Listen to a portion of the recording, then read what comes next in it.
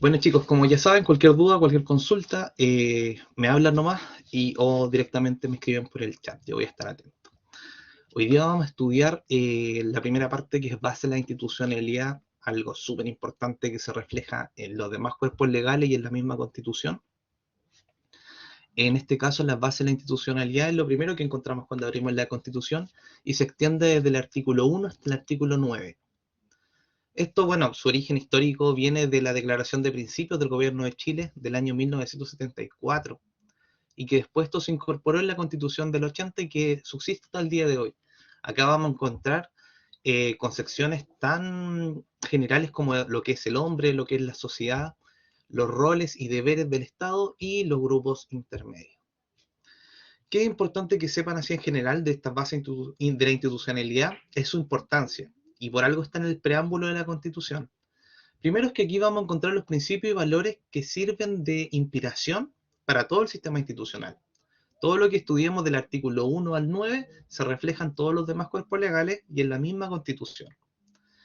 Y segundo, estos principios y estos valores ayudan a interpretar la norma constitucional. De acá nosotros cuando estemos interpretando tenemos que irnos primero al sentido que tienen las bases institucionales. Por lo tanto, tiene una importancia que nos ayuda a interpretar las normas y se refleja todos estos principios en todos los demás cuerpos legales. Bien, eh, partamos con lo que es el artículo número 1. En el artículo número 1 nosotros encontramos que nos dice que las personas nacen libres e iguales en dignidad y derechos. En su inciso número 1, en su inciso número 2 encontramos que la familia es el núcleo fundamental de la sociedad. En el inciso número 3, el Estado reconoce y ampara a los grupos intermedios, a través de los cuales organiza y estructura la sociedad.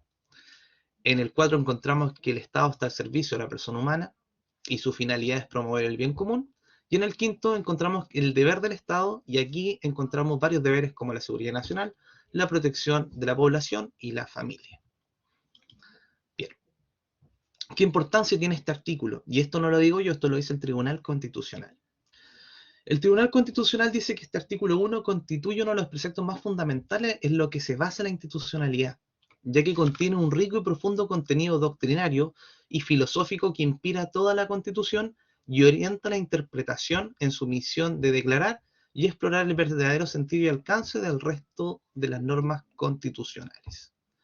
Por lo tanto, ¿qué nos quiere decir el Tribunal Constitucional? Que acá encontramos todos los valores primarios y principales de las personas y que rigen nuestra sociedad, y que además de aquí podemos interpretar todas las demás normas de nuestra Constitución solamente con el artículo 1. Se consagra además una cosmovisión de la persona, un estatuto constitucional de la persona, hay una referencia a todas las organizaciones de la sociedad, comenzando por la persona, la familia, los grupos intermedios y el Estado, y en este artículo se reconocen que los derechos naturales son anteriores y superiores al ordenamiento jurídico. Es por esto que el Estado debe ampararlos, reconocerlos y promover estos derechos. Esa es la importancia de nuestro artículo 1, el más importante de las bases de la institucionalidad. Bien. Vamos a partir desglosando un poco lo que es este artículo 1, que es bueno que lo aprendan de esta manera y que lo aprendan súper bien, porque este se refleja en todas las demás normas. Cuando hagan una interpretación sistemática de cualquier principio, tienen que sí o sí pasar por algún inciso del artículo 1. Bien, el artículo 1, inciso 1, habla de la persona. Bien, ¿qué nos dice? El inciso 1 habla que las personas nacen libres e iguales en dignidad y derechos. Desglosemos todo, partiendo de esto, las personas nacen, nos dice, ¿cierto? Por lo tanto, antes de entender lo que es la persona, podemos acudir al artículo 55, que nos dice lo que es la persona, el artículo 55, sí, del Código Civil.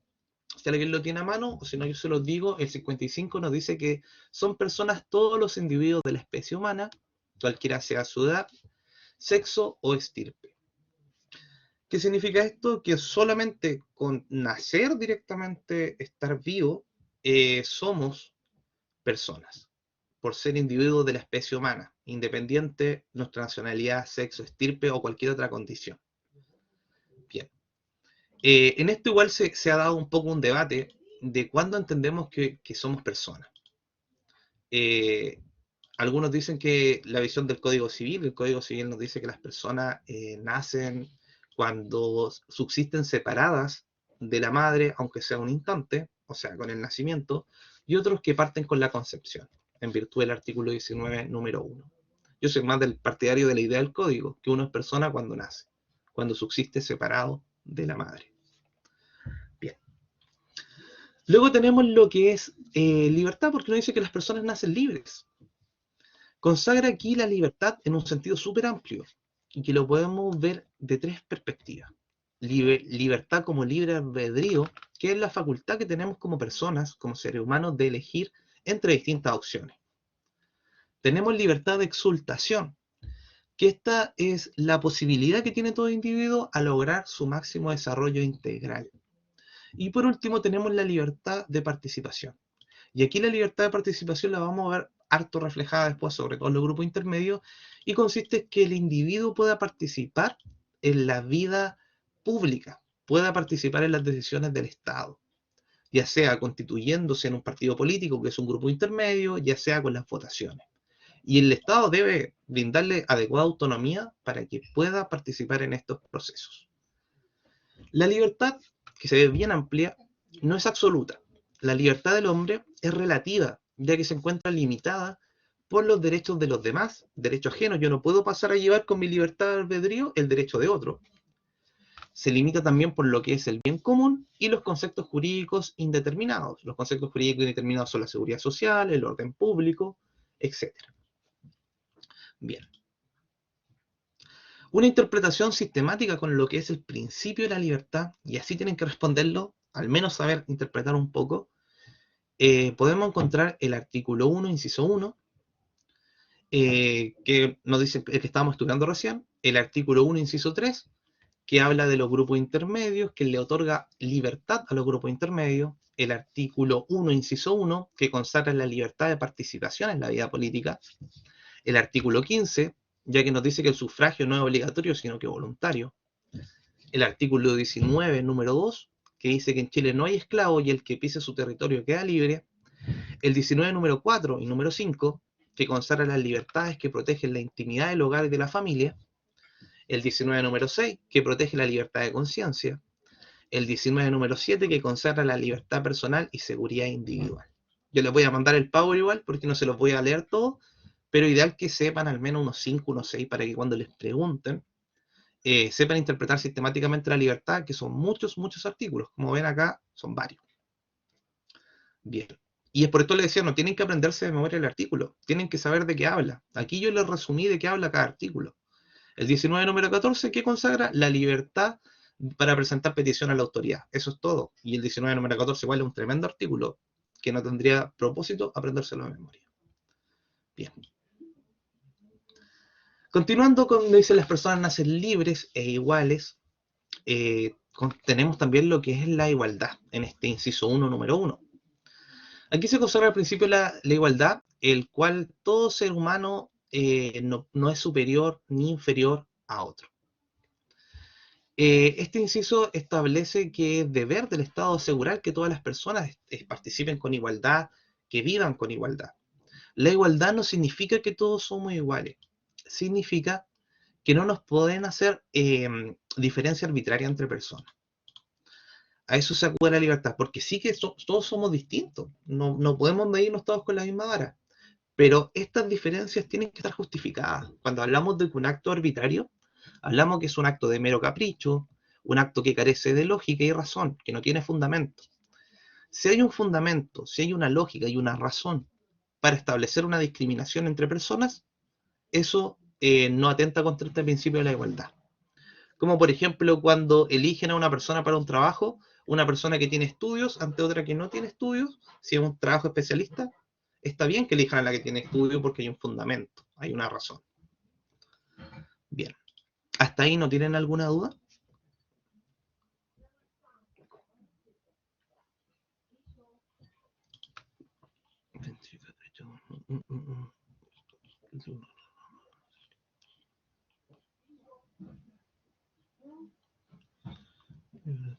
indignidad. Bien. La interpretación sistemática igual de este principio de igualdad, un principio súper importante que a veces nos vamos solamente al 19 para hablar de la igualdad, parte desde acá, artículo 1, inciso 1, artículo 1, inciso 5, que es deber del Estado asegurar la participación de las personas de manera igualitaria en la vida nacional. El artículo 3, que habla de la regionalización, que las regiones deben apoyarse para un desarrollo igualitario y solidario entre las regiones. El artículo número 15, que habla que el sufragio es igualitario, el voto de cada uno vale lo mismo. El artículo 19, número 2, cómo no olvidarlo, igualdad ante la ley. El artículo 19, número 3, la protección ante la ley, ante el ejercicio de los derechos con igualdad. El artículo 19, número 9, el igualitario acceso a la salud, muy entre comillas, porque sabemos que en Chile eso no es real. Hoy día hay salud pública y salud privada y hay una gran diferencia. El artículo 19, número 10, la igualdad de oportunidades en el derecho a la educación, que tampoco es igualitaria la educación, porque sabemos que hay colegios públicos muy malos y colegios privados que son imposibles para la gente pobre que acceda. No hay igualdad, pero la Constitución lo dice. El artículo 19, número 18, la igualdad de goce de derechos de la seguridad social. Acá estamos hablando de las pensiones, estamos hablando de FONASA, estamos hablando de todo lo que se pagan con impuestos del trabajo. Eso es la seguridad social. Bien, y ahí también tenemos toda esta interpretación sistemática completa. Perfecto. Otro principio que tiene este inciso número 1, que es el más completo, diríamos yo, porque se refiere a todos los aspectos de la persona, habla de la dignidad. La dignidad es un concepto relativamente nuevo, chiquillos. Esto es un concepto que surgió post-dictadura, al menos acá en Chile. Antes no se hablaba de dignidad, es algo relativamente nuevo. Y obviamente ha tomado mucho énfasis ahora todo, sobre todo cuando fue el estallido social, todo el mundo hablaba de dignidad. La dignidad la entendemos como el respeto que merece todo ser humano por su calidad de tal. Solamente por ser humano merecemos respeto y consideración. Eso es lo que se refiere a la dignidad. Y esto tiene que ver con nuestra naturaleza racional y libre. Por eso somos seres de derecho, que merecemos respeto. Y es por esto que los derechos que son de la persona humana, de los seres humanos, de la dignidad nacen todos estos derechos. Por esto que tenemos derecho a la salud, derecho a la educación, derecho a vivir en un medio ambiente libre de contaminación, entre otros. Y esto es porque somos seres dignos. El Estado nos tiene que respetar esas mínimas condiciones. Bien, la dignidad surge, la postura mayoritaria, al menos las que sigue nuestra constitución, es que es antes de la constitución, que nosotros somos dignos antes del Estado. Es por esto que la dignidad es de la naturaleza del hombre, no se la concede el Estado, sino que es propia nuestra. El Estado debe proteger la dignidad de las personas y obviamente que nadie pase a llevar esto, normalmente esto se protege con lo que son los recursos de protección, artículo número 20 de la Constitución. Una cosa que nos podrían preguntar acá, que hablamos que esto es de la persona humana, ¿qué pasa con las personas jurídicas? ¿Tienen dignidad? Bien, se ha reconocido dignidad en las personas jurídicas siempre y cuando estos actos en contra de estas personas jurídicas le hayan hecho un daño al nombre o prestigio comercial. Solo cuando le produce un perjuicio a la marca, a la empresa, está atentando contra la dignidad de esta empresa. Como que, por ejemplo, alguien se ponga a difundir noticias falsas sobre la marca Coca-Cola, por ejemplo, eh, efectivamente están atentando contra la dignidad de esta marca y ellos podrían impetrar un recurso de protección protegiendo la dignidad de esta persona jurídica. Bien. Artículo 1, inciso 2. La familia es el núcleo fundamental de la sociedad. Bien. La familia, súper importante. Lo encontramos incluso en el segundo inciso, así de importante es. La Constitución propiamente tal no nos entrega un concepto de familia. El Código Civil nos entrega un concepto de familia y nos dice que son el grupo de personas ligadas por un grupo de parentesco, consanguinidad, que todos son parientes entre sí. También aquí yo les puse una definición en un sentido bien amplio, que es una sociedad primordial, natural y necesaria, cuya finalidad primordial es la conveniente propagación y la educación de la especie humana, cuyo elemento esencial es el afecto más que el lazo jurídico. Una definición bien completa, poco difícil de entender. Ahí ustedes tienen que buscarla del código o se quedan con esta. ¿Qué es lo bueno de esta definición? Que nos da al tiro las características de la familia. Nos dice que es primordial. ¿Qué significa que sea primordial? Que no hay agrupación antes que esta familia. Es esencial y básica, ya que no se forma por mero capricho o por elección, sino que existe, habiendo sociedad, hay familia. Y es necesario, ya que de la familia es donde nace el trabajo, donde nace la fuerza obrera, donde todo comienza. Sin familia, un país no surge.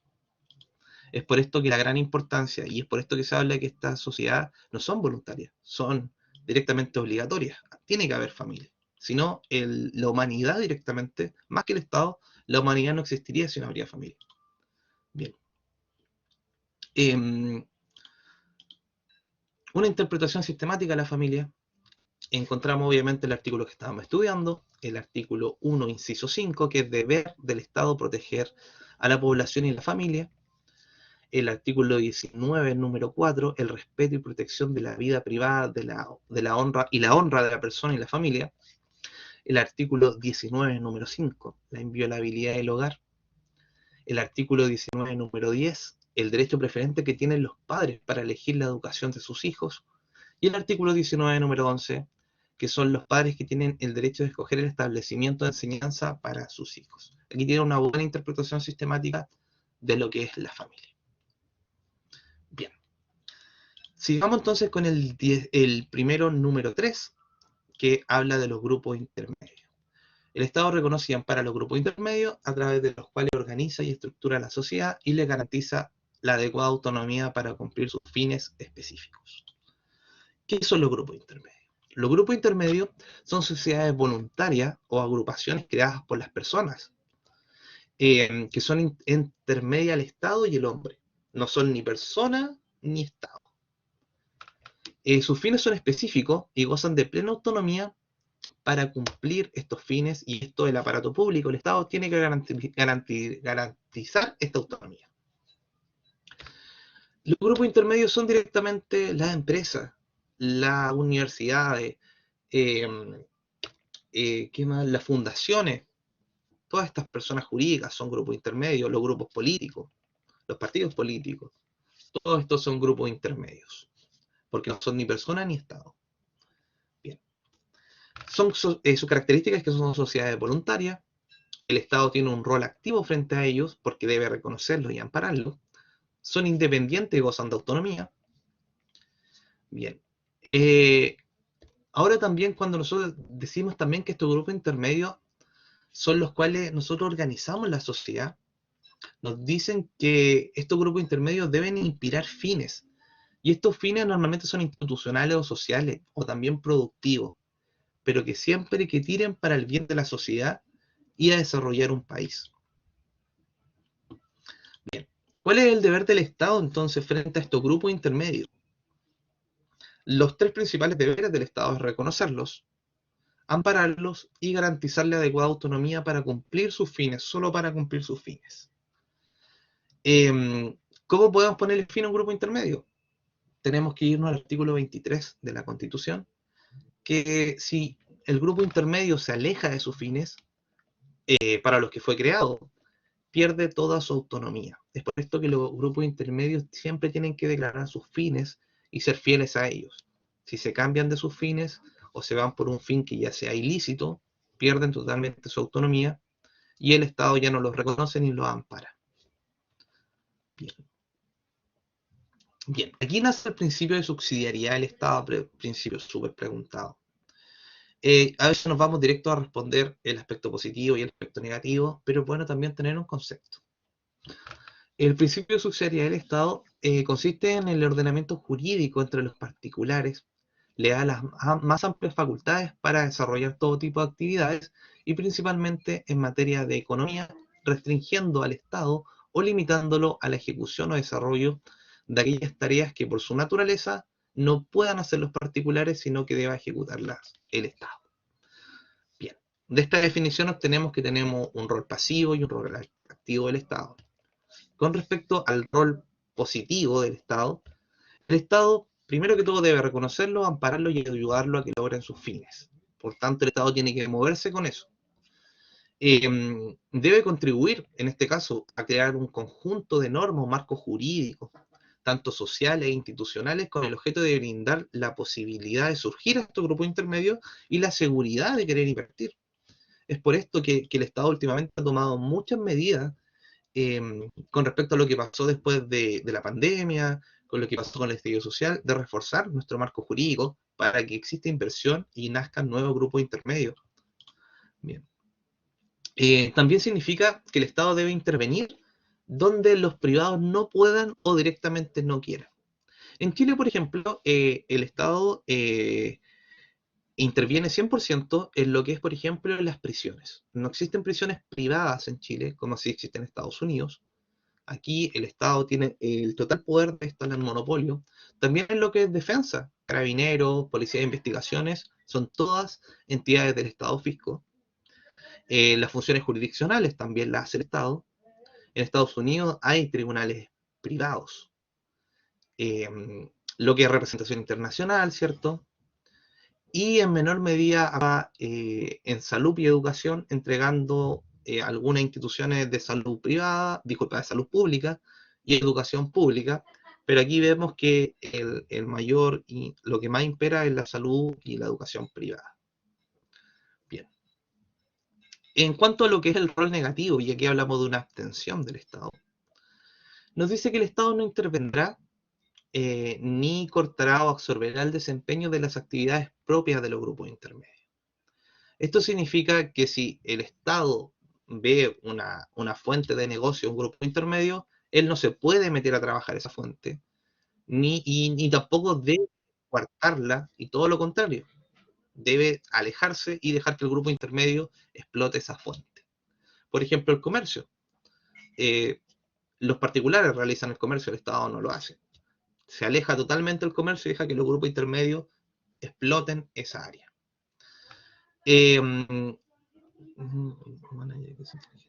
Bien, y esto también se puede relacionar con lo que es la dignidad de la persona humana, ya que se consagra la inteligencia y la creatividad de las personas que le permite asociarse y cumplir sus fines.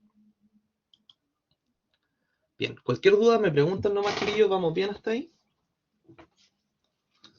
Son como los temas más densos en general de este inciso.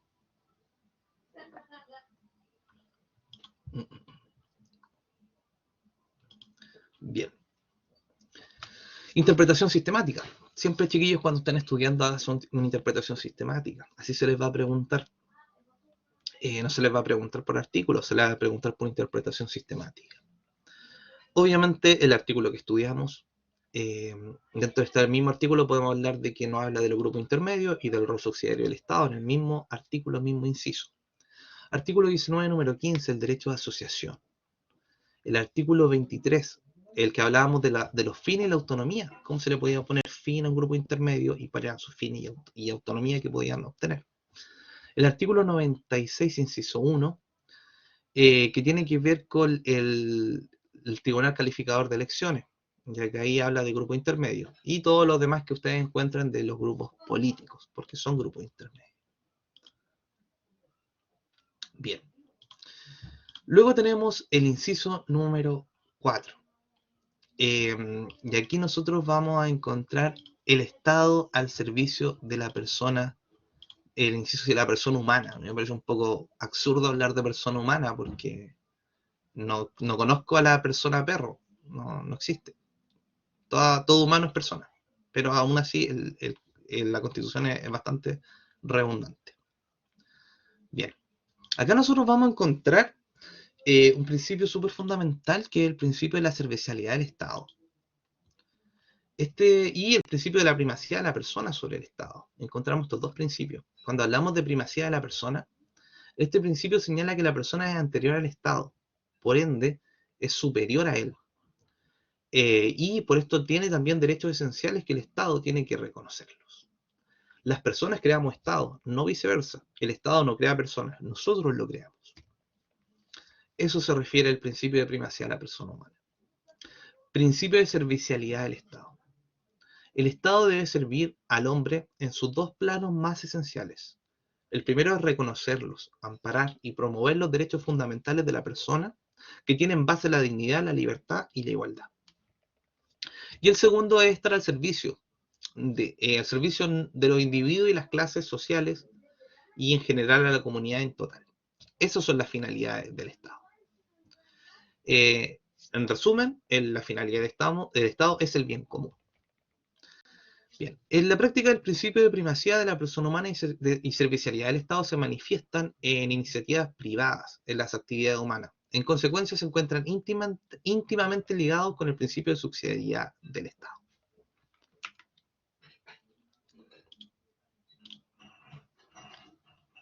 Bien. Luego en el artículo 1, inciso 5, que aquí encontramos los deberes del Estado.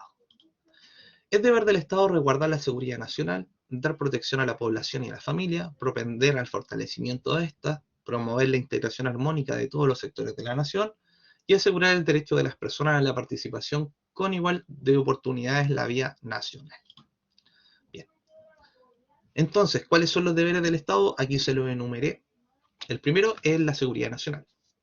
La seguridad nacional comprende tanto la defensa nacional y la estabilidad institucional. Aquí podemos fragmentar lo que es la defensa nacional. La defensa nacional o seguridad externa consiste en el mantenimiento de la integridad nacional y de la soberanía.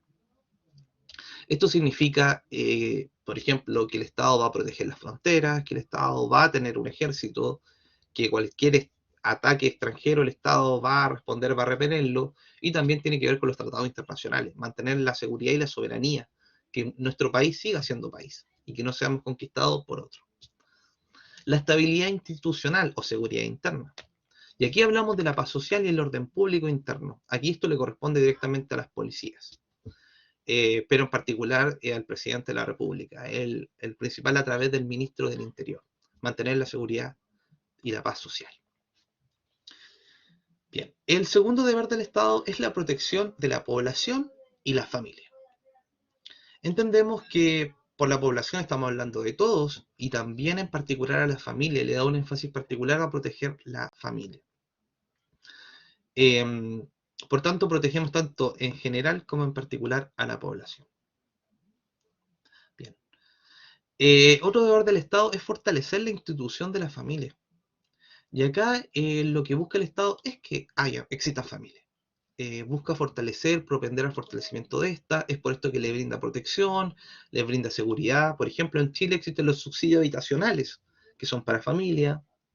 El país paga también bonos por hijo. También hay salud para los menores, están los calendarios estos de vacunación, están el tema que le dan a los bebés, ¿cierto? Cuando nacen, les dan leche en el policlínico, etcétera. Todas esas medidas, bastante insuficientes, son para pretender al fortalecimiento de la familia.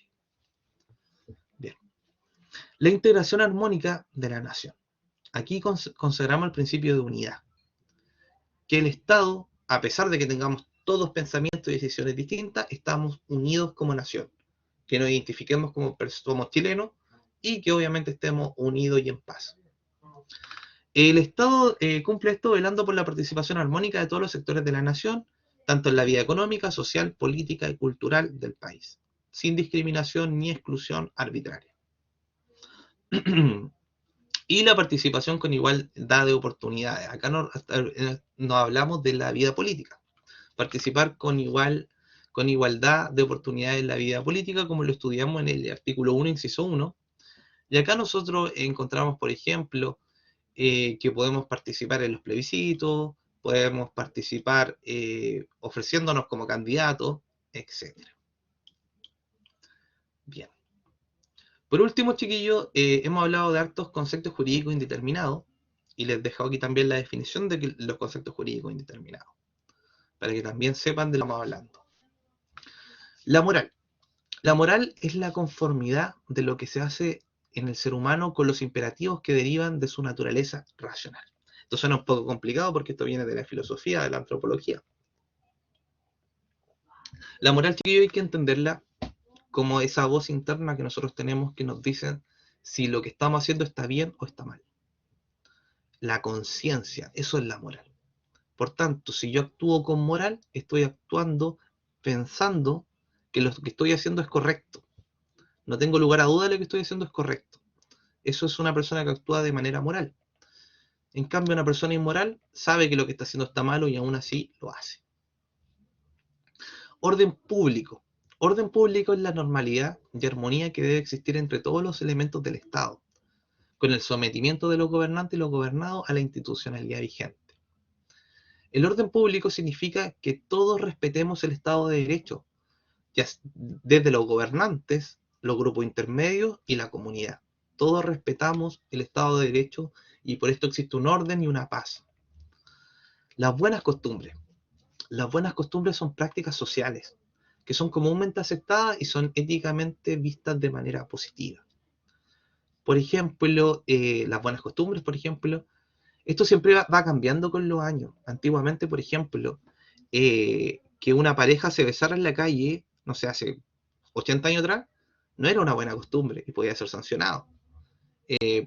Sin ir más lejos, a 60 años atrás, una pareja homosexual que se besara iba contra la moral y las buenas costumbres y podía ser incluso detenida.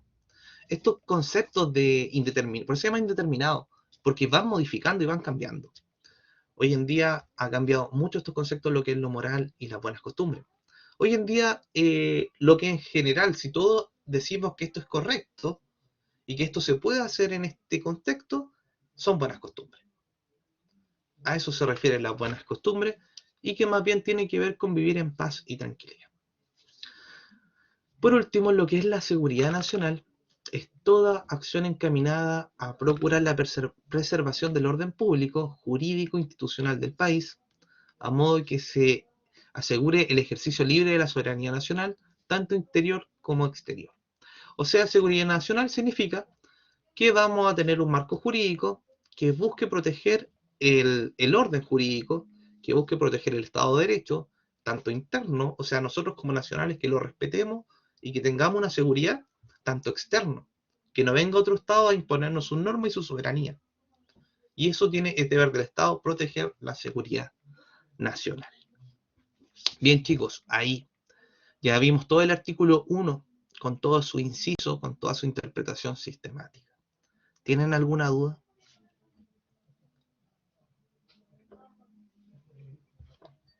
¿Algo que no le haya quedado claro?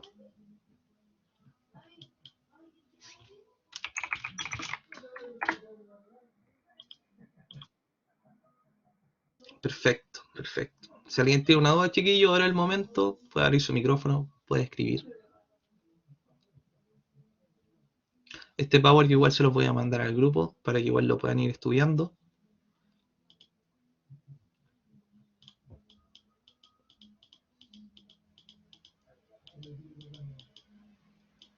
Recuerden, chicos, la interpretación sistemática es súper importante.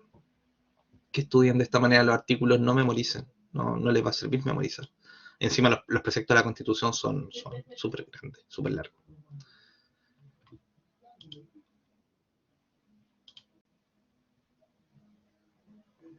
Ya. ¿Qué significa que un derecho no sea afectado en su esencia? Bien. Esto significa que el derecho no sea modificado en lo que es. ¿Y cómo te lo explico? Mira, la esencia de un derecho, por ejemplo, hablemos de la vida. Nosotros sabemos que la esencia del derecho de la vida es que la persona pueda existir, pueda estar aquí viva. Entonces nosotros buscamos que este derecho no afecte su esencia. ¿Y cuál es la esencia del derecho a la vida? Es la propia vida. Por lo tanto, algo que lo afectara sería algo que llame a la muerte. Por ejemplo, el aborto. Los que estaban en contra del aborto hablaban que el aborto afectaba la esencia de este derecho, que es la vida, que la persona nazca, que tenga una oportunidad de existir. Eh, Ahí estaríamos afectando su esencia.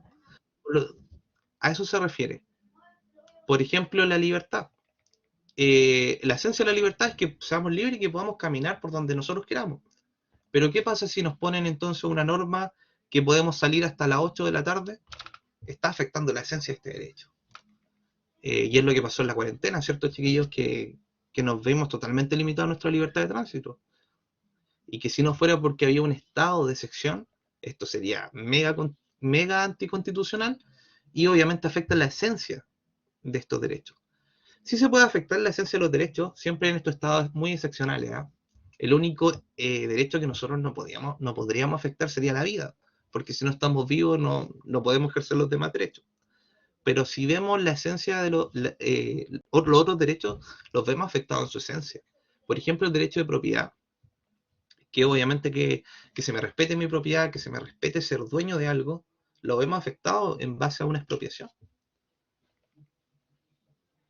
Entonces, cuando nosotros vemos afectado un derecho esencial en su esencia, en lo que es, si es propiedad, es poder gozar de algo, de ser dueño de algo y que nadie me quite mi cosa, yo aquí es cuando puedo accionar un recurso de protección, porque nuestro derecho fundamental se afectó en su esencia. No sé si ahí te queda más claro, Álvaro.